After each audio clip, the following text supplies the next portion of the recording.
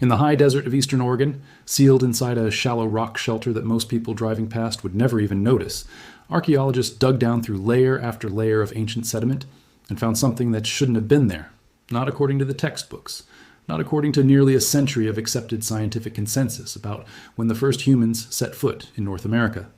Buried beneath a blanket of volcanic ash from a Mount Saint, Helen's eruption thousands of years old, underneath fragments of teeth from animals that no longer exist anywhere on this continent, sat two small, carefully crafted stone tools, one of them still bearing the faint, preserved residue of animal blood. And when researchers finally dated the material surrounding those tools, the number that came back was old enough to upend one of the most confidently taught stories in American archaeology. If it holds up, and there's real reason to believe it will, the story of who was actually here first and when will never be told the same way again. To understand why this discovery matters as much as it does, you have to first understand the story it's challenging. Because for most of the 20th century, that story was treated less like a working theory and more like settled fact. It's often called the Clovis first model, named after a distinctive style of finely crafted stone spear points first discovered near Clovis, New Mexico, back in the 1930s. According to this model, the first humans to reach North America crossed from Siberia into Alaska roughly 13,000 years ago, walking across a land bridge exposed by lower sea levels during the tail end of the last ice age. From there, according to the traditional narrative, these early migrants pushed south through a corridor that opened up between retreating ice sheets, eventually spreading out across the entire continent and giving rise to the earliest confirmed human cultures in the Americas. For decades, this wasn't just the leading theory. It was taught in classrooms, printed in textbooks, and treated by much of the archaeological establishment as essentially closed science, a settled chapter in the story of human migration. Anyone proposing an earlier date for human presence in the Americas faced enormous skepticism, and evidence had to clear an extraordinarily high bar before it was taken seriously. That high bar started cracking years ago, well before this most recent Oregon discovery, and it's worth understanding that earlier crack first, because it sets the stage for why what's happening now carries so much weight. Not far from where this newest discovery was made, in a set of caves called the Paisley Caves in south-central Oregon, researchers had already found something that quietly rewrote part of this story more than a decade earlier. Scientists there discovered fossilized human waste, preserved remarkably well in the dry cave sediment, and when they ran radiocarbon dating on it, the results came back at over 14,000 years old, a full 1,000 years earlier than the Clovis first timeline allowed. That finding was significant enough that it was published in the journal Science, one of the most rigorously vetted scientific publications in the world, and it forced a meaningful shift in how seriously the broader archaeological community treated the possibility of pre-Clovis human presence in North America. It didn't fully topple the old model, but it cracked the foundation, opening the door for the idea that humans might have arrived on this continent earlier and by more complex and varied routes than the simple land bridge and corridor story had ever accounted for. That crack is exactly where the story of Rimrock Draw rock shelter begins. Since 2011, archaeologist Patrick O'Grady, working through the University of Oregon's Museum of Natural and Cultural History Archaeological Field School, has led an ongoing excavation at this remote site near the small community of Riley, Oregon, carried out in an official partnership with the Federal Bureau of Land Management. Year after year, field school students and researchers have carefully worked through the site's sediment layers, uncovering evidence piece by piece of a human presence far older than almost anyone initially expected to find there. In 2012, the team made its first genuinely startling discovery: fragments of teeth from an extinct camel species, animals that once roamed North America during the Ice Age but vanished from the continent thousands of years ago, found sitting beneath a distinct, identifiable layer of volcanic ash. That ash came from an eruption of Mount Saint. Helen's, a volcanic event that geologists have independently dated to somewhere between roughly 15,300 and 15,600 years ago. Because volcanic ash layers form in a single, datable event and then settle as a fixed marker in the earth, they function almost like a bookmark in geological time. Anything found beneath that ash layer has to be older than the eruption itself, giving researchers a remarkably precise, independently verifiable baseline to measure everything below it against. Alongside those ancient camel teeth, the team also uncovered something even more striking: two finely crafted stone tools made of orange agate, a hard, workable stone that early toolmakers frequently favored for its ability to hold a sharp edge. One of these scrapers, found in 2012, still carried preserved traces of bison blood residue on its surface, a detail that offers a genuinely rare, almost startling window into a specific moment of use, a tool that was actually employed to process an animal carcass thousands of years ago, its evidence somehow surviving in identifiable form into the present day. A second scraper was uncovered in 2015, found buried even deeper within the ash layer than the first. Crucially, based on the natural, undisturbed layering of the rock shelter's sediment, researchers determined that these tools were older than both the volcanic ash above them and the ancient camel teeth found alongside that ash, meaning the people who made and used them had to have been present at this site even before that 15,000-plus-year-old eruption occurred.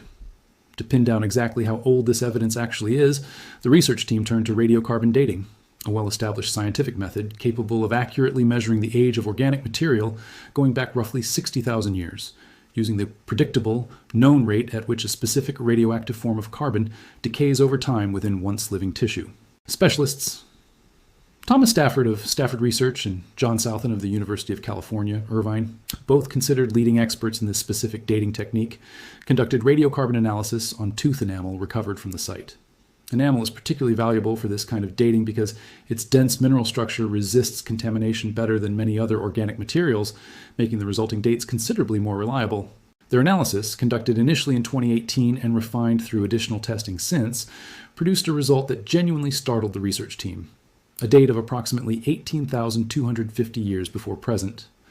Dr. O'Grady himself has described the progression of this discovery in strikingly candid terms,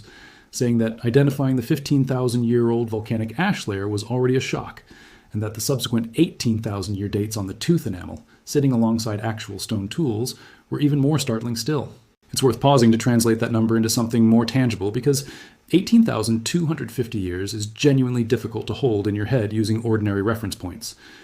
Egypt's Great Pyramid of Giza, one of the most ancient large-scale human structures most people can readily picture, was completed roughly 4,500 years ago. That means, if the current dating for Rimrock Draw holds up under continued scrutiny, humans were already living, hunting, and crafting finely worked stone tools in the high desert of what is now Oregon, roughly 4 times further back in history than the construction of the pyramids. The land bridge connecting Siberia to Alaska, the very crossing point the traditional Clovis first model depends on, would have looked completely different at that time. And the ice-free corridor the old model relies on for southward migration wouldn't have even existed yet in any passable form. If people truly were present this far south in North America 18,000 years ago, it raises a genuinely difficult question that the old model has no ready answer for. How did they get here, if the route the textbooks describe hadn't opened up yet? This is precisely why researchers studying early American migration have increasingly moved away from a single, simple story and toward a considerably more complex picture, one involving multiple possible migration waves, potentially using multiple different routes, arriving at different points in time. One increasingly discussed alternative to the interior ice-free corridor is what's sometimes called the coastal migration theory, the idea that early humans may have traveled along the Pacific coastline itself, potentially using boats or simple watercraft, to move southward while following the edge of the retreating ice sheets, rather than waiting for an interior land route to become passable. Coastal migration would help explain how people could have reached areas like present-day Oregon considerably earlier than the traditional interior corridor model allows, since coastlines can remain navigable in ways that interior, ice-choked land routes cannot. The challenge with directly proving coastal migration, though, is a sobering one. Sea levels have risen dramatically since the end of the last ice age,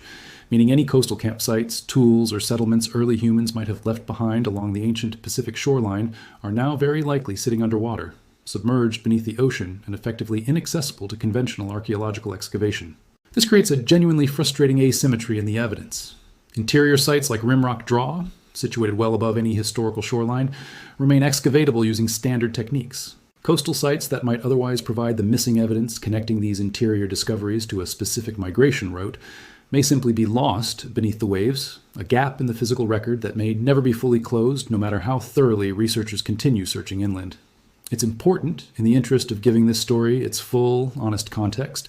to be direct about where the science currently stands, rather than overstating certainty that doesn't yet exist. As of the most recent reporting on Rimrock Draw rock shelter, portions of this newest, most extreme dating evidence had not yet completed the full, formal peer review process that a discovery of this magnitude will ultimately need to withstand before it becomes fully accepted within the broader archaeological community. Peer review, for anyone unfamiliar with how scientific consensus actually gets built, involves independent experts in the same field rigorously scrutinizing a research team's methods, data, and conclusions. Before that research is considered validated and reliable enough to reshape established understanding. This is a slow, deliberately cautious process,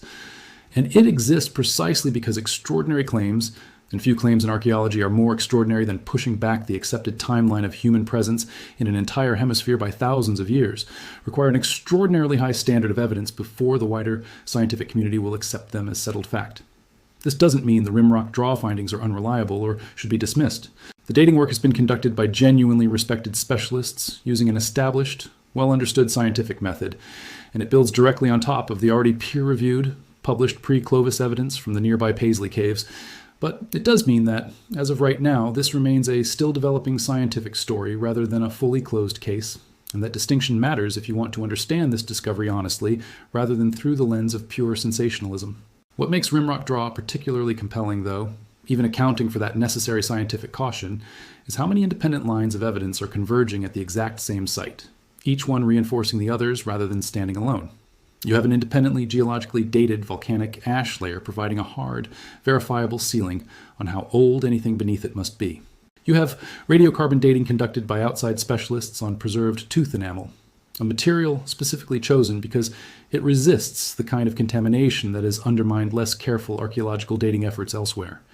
You have actual crafted stone tools, not naturally occurring rock fragments that might be mistaken for tools, but deliberately shaped scrapers with clear evidence of intentional human workmanship. And you have direct physical evidence of how at least one of those tools was actually used, in the form of preserved bison blood residue on its cutting edge, connecting the object directly to an act of human activity, rather than leaving its purpose merely theoretical.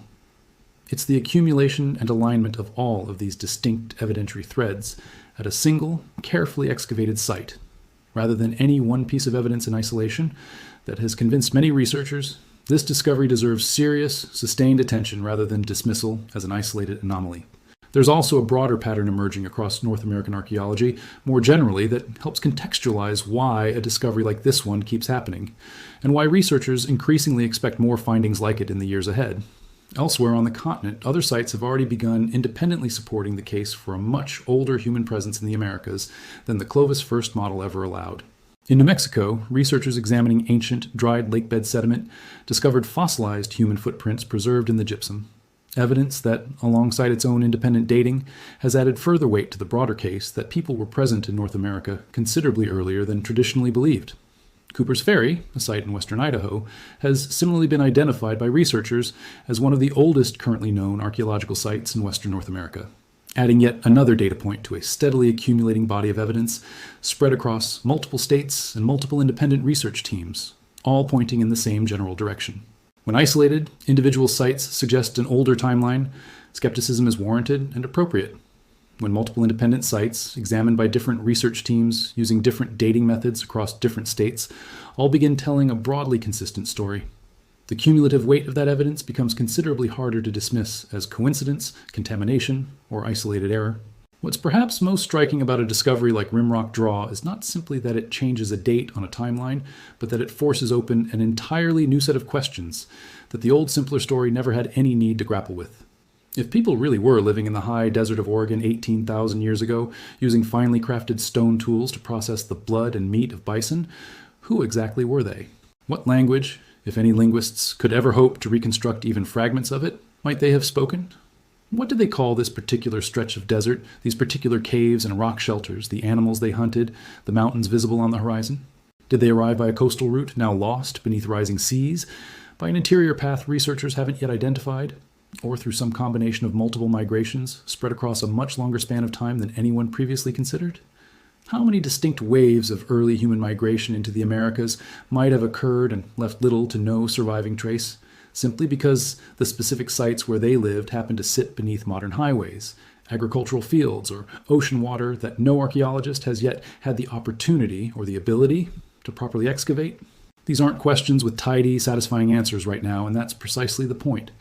Rimrock Draw rock shelter didn't overturn the old Clovis first narrative because researchers set out with some predetermined agenda to prove it wrong. It challenged that narrative because the physical evidence, carefully excavated over more than a decade of patient, methodical fieldwork, simply stopped fitting neatly inside the boundaries that older model had confidently drawn. Volcanic ash doesn't shift its geological age to suit a convenient historical narrative.